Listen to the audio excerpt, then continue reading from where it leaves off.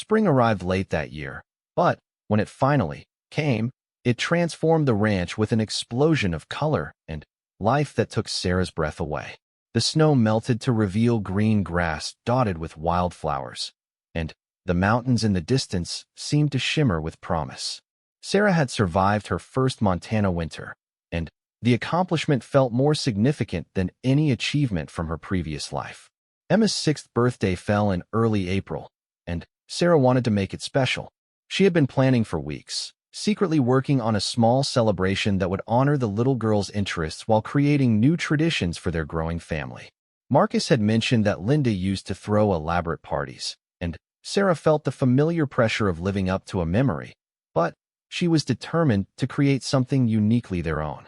"What kind of cake would you like for your birthday?" Sarah asked Emma one morning as they fed the chickens together. Emma had become her constant companion in the barnyard, chattering about school and animals while they completed the daily chores. "Mama used to make chocolate cake with pink frosting," Emma said thoughtfully. "But I think I'd like something different this year. Something that's just mine." Sarah's heart swelled at the little girl's words. Emma was learning to honor her mother's memory while also embracing new experiences, a delicate balance that showed remarkable maturity for someone so young. "What's your favorite flavor of anything?" Sarah asked. "Strawberries," Emma replied without hesitation. "I love strawberries." Sarah made a mental note to create a strawberry cake recipe, even though she had never attempted anything so ambitious. She had become more confident in the kitchen over the past months, learning to cook for Marcus's hearty appetite and Emma's more delicate preferences. The challenge of creating something special for Emma's birthday excited her. The week before the party, Sarah drove into town to gather supplies. Cedar Falls had seemed impossibly small when she first arrived, but now she knew the shopkeepers by name and could navigate the stores efficiently. Mrs. Patterson at the grocery store always asked about Emma, and Mr. Jenkins at the hardware store had started saving interesting bits of wire and metal that Emma could use for her animal sculptures. "Planning something special for the little one?" Mrs. Patterson asked as Sarah selected fresh strawberries and cake ingredients. "Her 6th birthday," Sarah replied, trying to contain her excitement. "I want to make it memorable." 6 is a big milestone, Mrs. Patterson agreed. Emma's lucky to have someone who cares so much about making it special. The words warmed Sarah in a way that surprised her. She was beginning to realize that the community's acceptance wasn't just about proving herself worthy of Marcus or capable of ranch life. It was about demonstrating her commitment to Emma, and in that area, she felt confident in her growing success. That evening, after Emma was in bed, Sarah worked on her birthday surprise. She had been secretly knitting a small sweater in Emma's favorite purple color, working on it by lamplight after the family had settled down for the night. Marcus often found her in the living room when he came in from his late-night check on the cattle, and they had developed a comfortable routine of sharing quiet conversation before heading to bed. "She's going to love that," Marcus said one night, settling into his chair by the fire and watching Sarah's needles click in the soft light.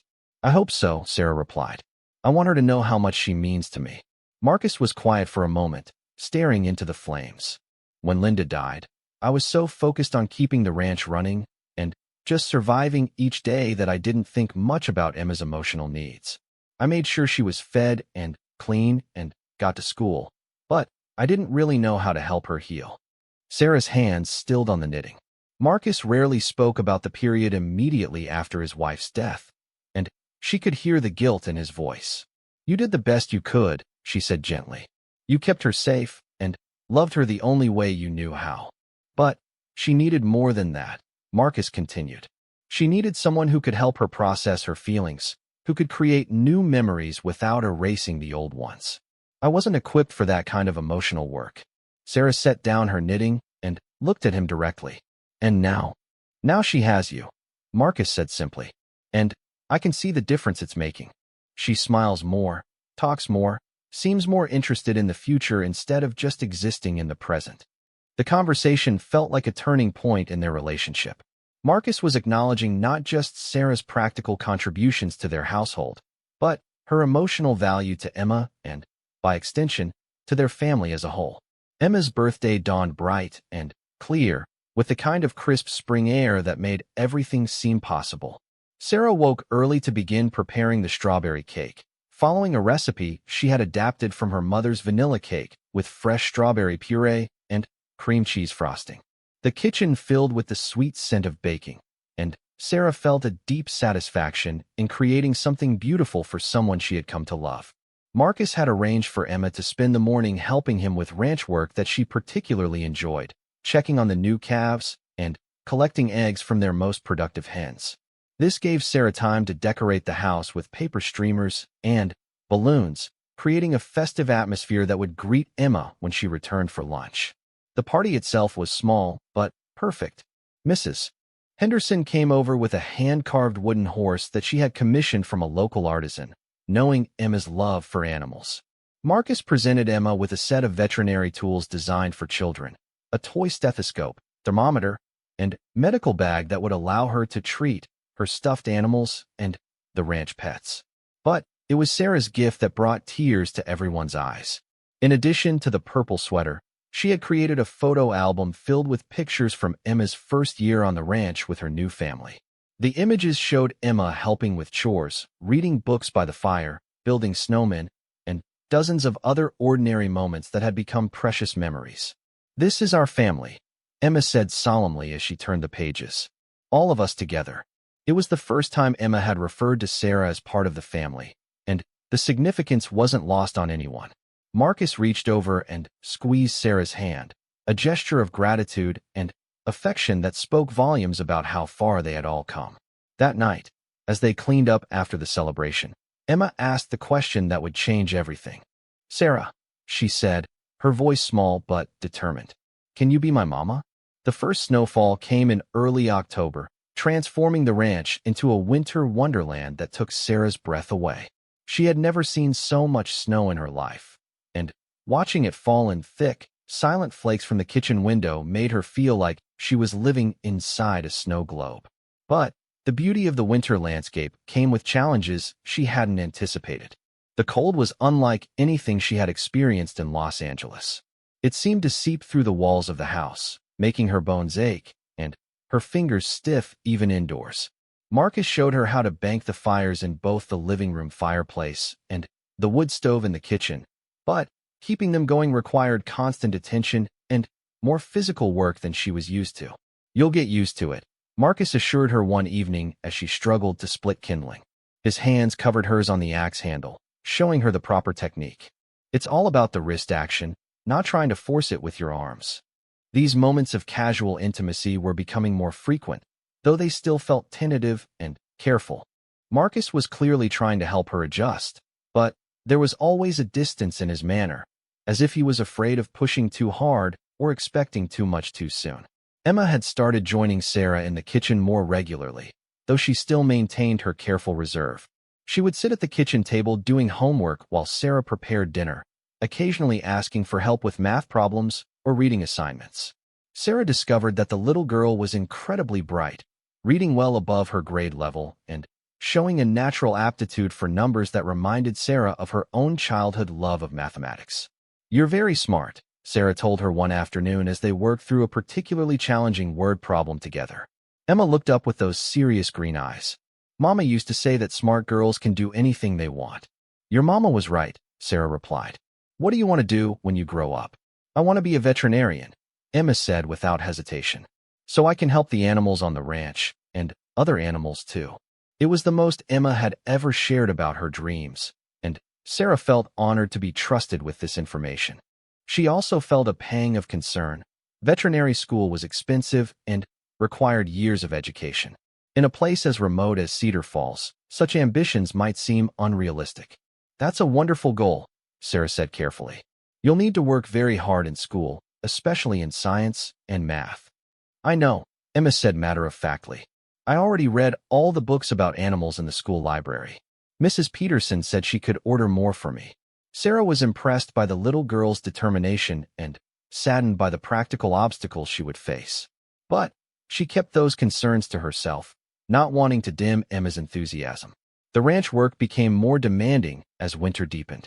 The cattle needed extra feed to survive the cold, and the process of breaking ice on the water troughs became a daily necessity. Sarah learned to dress in layers and to move quickly between the warm house and the frigid barn. Her hands became rough and chapped despite the lotion she applied religiously each night. Marcus worked even longer hours during the winter months, and Sarah could see the strain wearing on him. He would come in from the cold with his face red and his movements stiff, settling into his chair by the fire with barely concealed exhaustion. Sarah began staying up later to make sure he had hot coffee and a warm meal waiting whenever he finished his work. One particularly brutal evening, when the wind was howling so fiercely that it shook the entire house, Marcus came in looking more defeated than Sarah had ever seen him. Ice had formed on his eyebrows and beard, and his hands were so cold he could barely manage the buttons on his coat. "Lost 3 calves today," he said quietly, accepting the mug of coffee Sarah pressed into his hands. "Found them too late. Should have checked the north pasture earlier." Sarah had learned enough about ranch economics to understand what this meant. Each calf represented significant money, and losing livestock was always a financial blow. But she could see that Marcus was taking it personally, blaming himself for not somehow preventing the loss. "You can't control the weather," she said gently, helping him out of his frozen coat. "You're doing everything you can." Marcus looked at her with an expression she couldn't quite read. Sometimes everything isn't enough. There was something in his voice that suggested he wasn't just talking about the cattle, and Sarah wondered if he was thinking about his first wife, about losses that couldn't be prevented or controlled. She wanted to offer comfort, but didn't know how to reach across the careful distance they maintained between them. Instead, she went to the kitchen and prepared a plate of the hearty beef stew she had learned to make, adding extra bread and butter. When she returned to the living room, she found Marcus sitting with Emma on his lap, both of them staring into the fire. Emma was reading aloud from one of her books, her small voice creating a peaceful counterpoint to the storm raging outside. Sarah set the food on the table beside Marcus's chair and quietly withdrew, understanding that this was a father-daughter ritual that didn't include her. But she felt warmed by witnessing it, seeing the tenderness in Marcus's face as he listened to his daughter read. The church social that Mrs. Henderson had mentioned turned out to be both better and worse than Sarah had expected. The community center was decorated with handmade quilts and filled with the smell of home-cooked food contributed by local families. The women were polite but clearly curious about the new addition to their tight-knit community. Sarah found herself the subject of careful scrutiny, disguised as friendly conversation. Where was she from originally? How was she adjusting to ranch life? Did she plan to have children of her own? The questions were asked with smiles, but Sarah could feel the judgment behind them, the assessment of whether she was worthy of Marcus Thompson and suitable for raising little Emma. "You're doing well," Mrs. Henderson whispered to her during a lull in the conversation. "Don't let them intimidate you. Half these women have never been more than 50 miles from where they were born." Despite Mrs. Henderson's support, Sarah felt increasingly isolated as the evening wore on. The other women shared memories and inside jokes that went back decades. They talked about people Sarah didn't know, events she hadn't witnessed, and traditions she didn't understand. When someone mentioned Marcus's first wife, the conversation became uncomfortably quiet, and Sarah felt every eye in the room assessing her reaction. "Linda was such a sweet girl," one of the older women said with a sigh. "Born and raised right here in Cedar Falls. She and Marcus were high school sweethearts, you know. Such a tragedy when she passed." Sarah nodded politely, but inside she felt the weight of being compared to a memory, to a woman who had belonged in this place in a way that Sarah never would. Linda had been one of them, raised in their traditions and accepted without question. Sarah would always be the outsider, the mail-order bride who had come from the big city and didn't quite fit. Emma had come to the social with them, and Sarah watched her interact with the other children with the same careful reserve she showed at home. She was polite and well-behaved, but there was a distance there too, as if she was holding herself apart from potential hurt. During a break in the activities, Sarah found herself standing alone by the dessert table when she heard her name mentioned in a conversation between 2 women who didn't realize she was listening. "I don't know what Marcus was thinking," one of them whispered. "Emma needs a real mother, not some stranger who doesn't know anything about ranch life."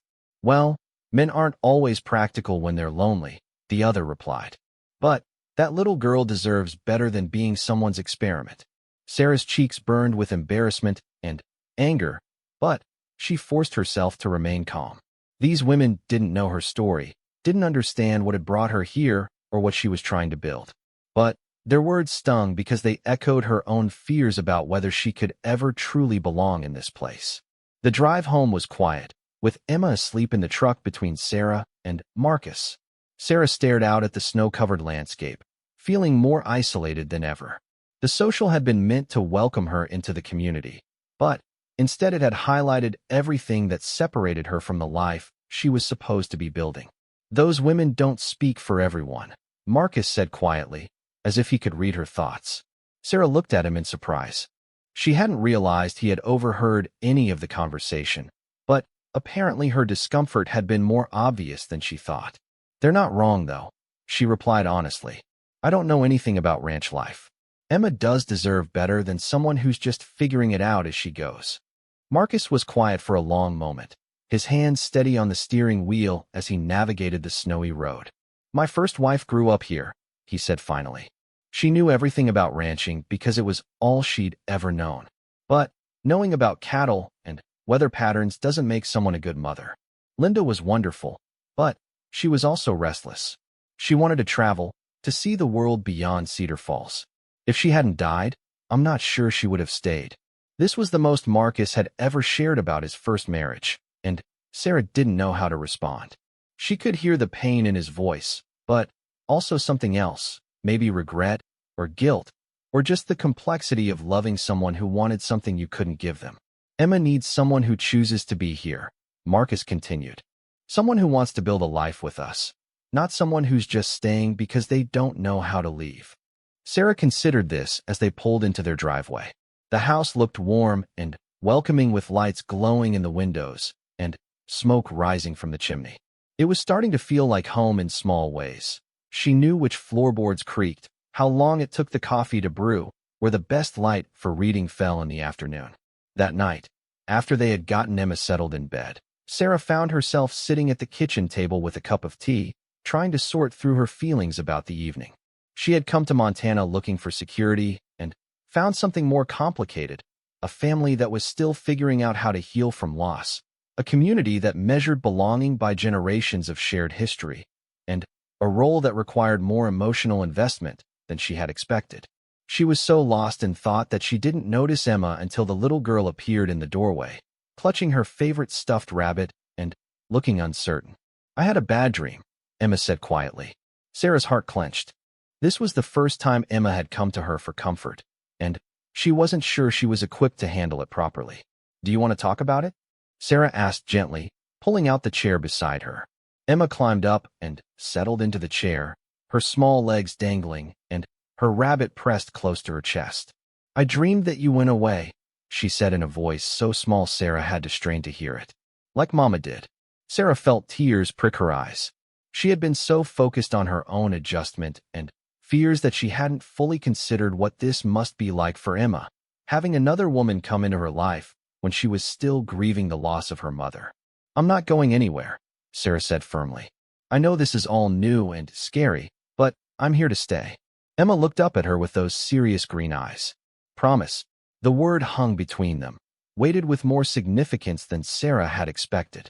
This wasn't just about reassuring a child after a nightmare. This was about making a commitment that would shape all of their futures. "I promise," Sarah said, and meant it. Emma nodded solemnly, as if sealing a contract. "Can you tuck me back into bed? Daddy's asleep, and I don't want to wake him up."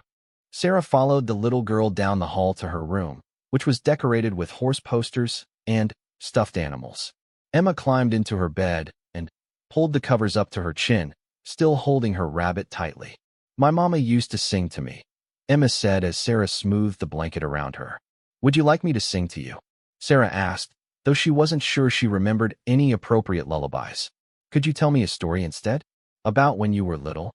Sarah settled into the chair beside Emma's bed, thinking about which stories from her childhood might be suitable for a 5-year-old. Most of her early memories were colored by struggle and uncertainty, but there had been moments of joy too. "When I was about your age," Sarah began, "my mother and I lived in a tiny apartment, but we had a small balcony where we grew tomatoes in pots. Every morning, I would check to see if they had grown overnight, and my mother would explain how plants need sun and water and patience to become strong.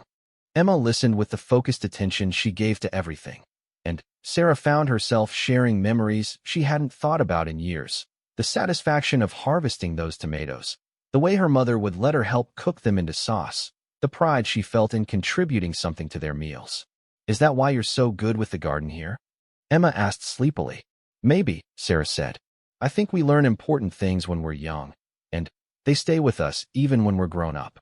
Emma was quiet for a moment, then asked, "What important things am I learning now?" Sarah considered the question seriously. This little girl was learning how to be resilient, how to adapt to change, how to trust again after loss. She was learning that families could be built as well as born, that love could grow in unexpected places. "You're learning how to be brave," Sarah said finally, "and how to let people care about you, even when that feels scary." Emma smiled for the first time since Sarah had met her, a real, genuine smile that transformed her serious little face into something luminous. "I like you, Sarah," she said simply, then closed her eyes and drifted off to sleep. Sarah sat in the darkened room for a long time after Emma's breathing became deep and even, thinking about the promise she had made and what it meant. She had come to Montana looking for security, but she was finding something much more valuable, the chance to matter to someone, to be needed and wanted and valued. When she finally made her way back to the kitchen, she found Marcus standing by the window, looking out at the snow-covered ranch land. "Thank you," he said quietly, not turning around, "for what you did with Emma tonight. She hasn't let anyone comfort her like that since her mother died." Sarah joined him at the window, looking out at the peaceful winter landscape that was slowly becoming familiar. "She's a special little girl," Sarah said, "and she's been through so much." "We all have," Marcus replied, and something in his voice made Sarah look at him more closely. "I know this isn't what either of us expected when we started writing letters, but I think we might be able to make something good here, if we're both willing to try." Sarah felt a warmth spread through her chest that had nothing to do with the coffee she was holding. For the first time since arriving in Cedar Falls, she felt like she might actually be building something real, not just playing a role or fulfilling an obligation, but creating genuine connections that mattered. "I'd like that," she said, and meant it with every fiber of her being. Sarah Martinez clutched her single suitcase as she stepped off the Greyhound bus in Cedar Falls, Montana. The small town stretched before her like a scene from an old Western movie, complete with dusty main streets and weathered wooden buildings. At 23, she had never been so far from home, and the weight of her decision pressed down on her shoulders like a heavy blanket. The advertisement in the Spanish-language newspaper had seemed like a miracle when she first read it 3 months ago. "Hard-working rancher seeks devoted wife. Must love children and country life. Serious inquiries only." She had responded with trembling fingers, typing out a careful email in her best English, attaching the only decent photo she owned, a picture from her high school graduation where she wore a borrowed dress and a hopeful smile. Growing up in East Los Angeles, Sarah had watched her mother work 3 jobs just to keep their tiny apartment. Her father had disappeared when she was 7, leaving behind only empty beer bottles and unpaid bills. Education beyond high school had been a luxury they couldn't afford, despite Sarah's excellent grades and her teacher's encouragement. When her mother was diagnosed with diabetes and could no longer work the demanding hours that kept them afloat, Sarah knew something had to change. The correspondence with Marcus Thompson had been brief, but kind. He was 35, owned a cattle ranch inherited from his grandparents, and had been widowed for 2 years. His letters were simple but honest, written in careful handwriting that suggested someone who thought before he spoke. He had enclosed pictures of his ranch, vast stretches of green pasture dotted with cattle, a 2-story farmhouse with a wraparound porch, and mountains that seemed to touch the sky. What he hadn't mentioned in those early letters was Emma. Sarah's hands shook as she walked toward the small cafe where they had agreed to meet. Through the window, she could see a tall man in a plaid shirt and worn jeans, his dark hair slightly messed from what she assumed was a cowboy hat. Next to him sat a little girl with pigtails, no more than 5 years old, picking at a piece of pie with the focused concentration that only children possess. The bell above the door chimed as Sarah entered, and Marcus looked up. His face was weathered from years of outdoor work, with kind blue eyes that seemed to assess her gently.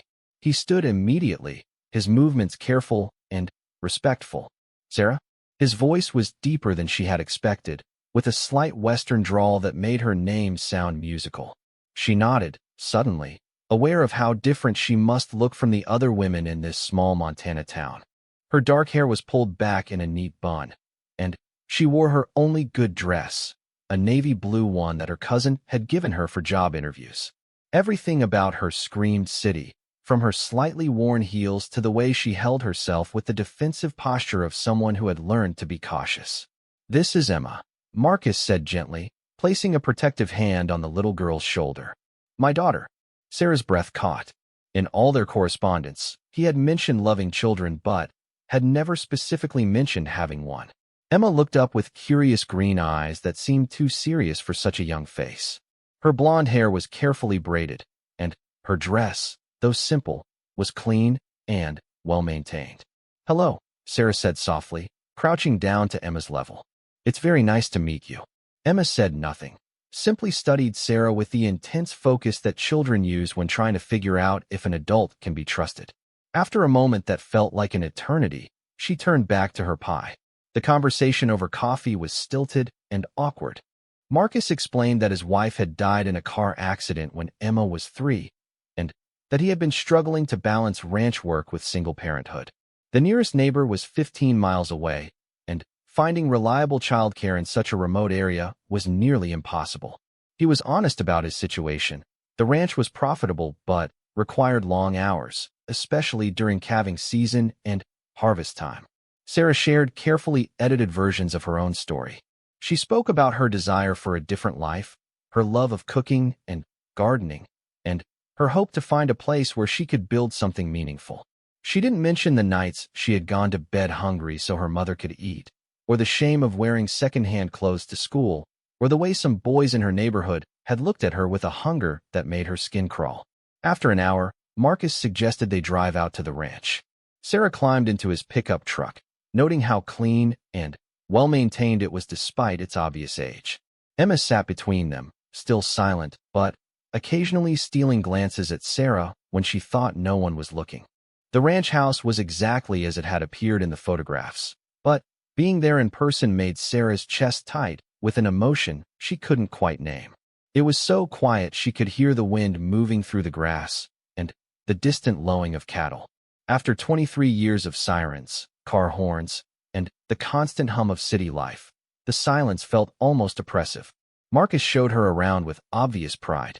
The house was larger than any place Sarah had ever lived, with a kitchen that had actual counter space, and a living room with windows that looked out onto endless sky.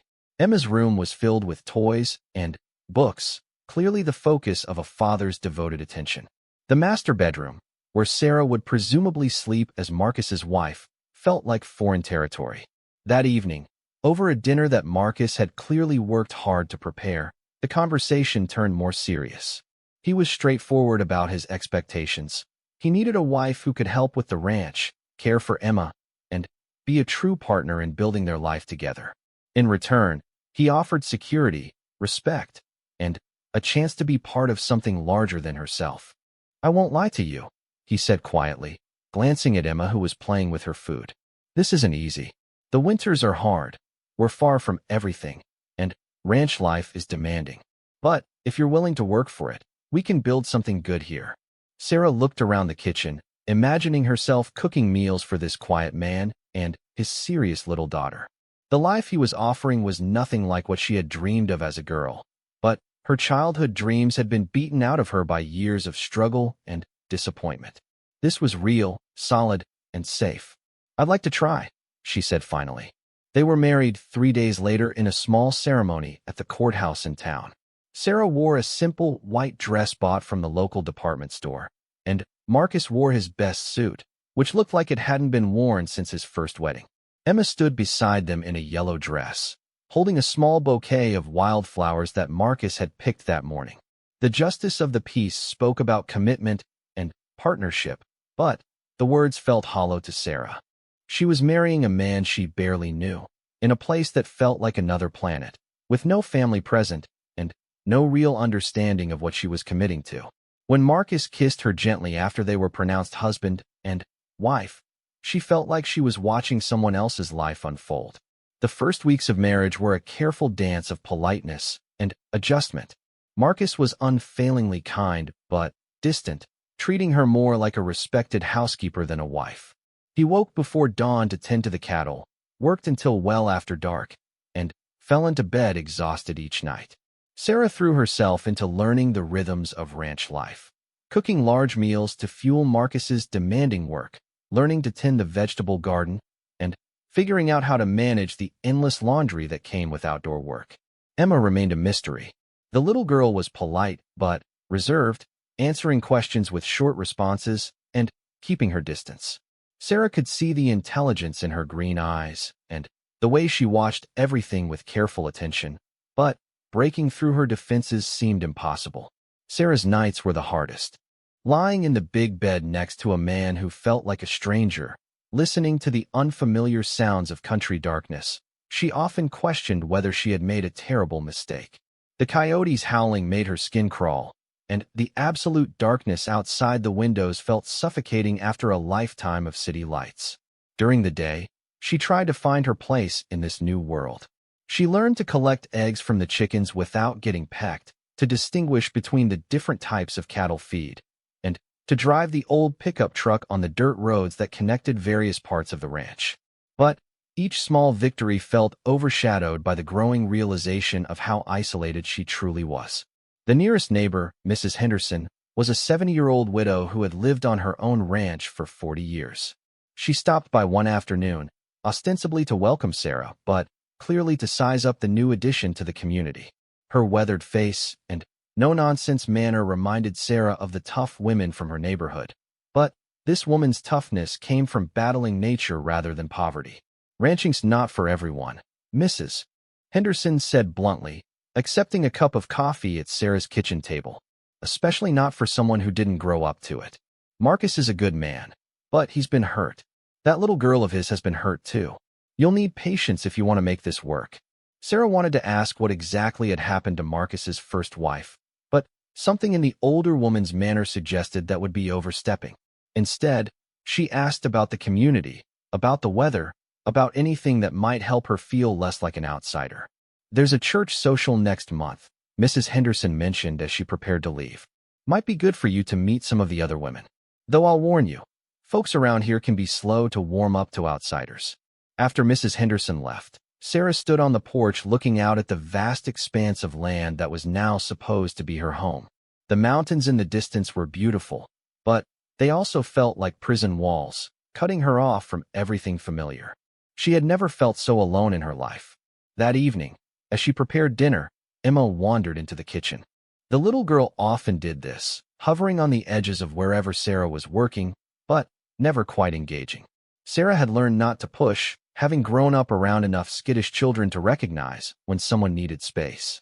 "My mama used to cook," Emma said suddenly, her small voice barely audible over the sizzling of onions in the pan. Sarah's hands stilled. This was the first time Emma had voluntarily shared anything personal. "What did she like to cook?" Sarah asked gently, not turning around for fear of breaking the fragile moment. "Cookies," Emma said after a long pause. "Chocolate chip cookies." She said the secret was to not cook them too long, so they stayed soft in the middle. Sarah felt tears prick her eyes. She understood, perhaps better than Marcus realized, what it was like to lose the most important person in your world. Her own father's abandonment had been different, but no less devastating to a child's sense of security. "Would you like to help me make some cookies sometime?" Sarah offered carefully. Emma didn't answer, but she didn't leave either.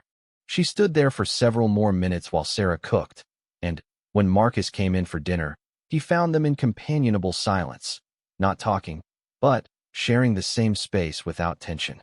That night, as Sarah lay awake listening to the wind rattle the windows, she thought about the little girl's words. Emma had loved her mother and lost her, and now she was expected to accept a stranger as a replacement. No wonder she was cautious. Sarah understood caution. She had built her own walls over the years, protecting herself from disappointment and hurt. But, looking at Emma's serious little face over dinner, she realized that maybe they had more in common than either of them had expected. They were both trying to figure out how to trust again, how to build something new from the pieces of their broken worlds. The thought gave Sarah her first real sense of hope since arriving in Cedar Falls.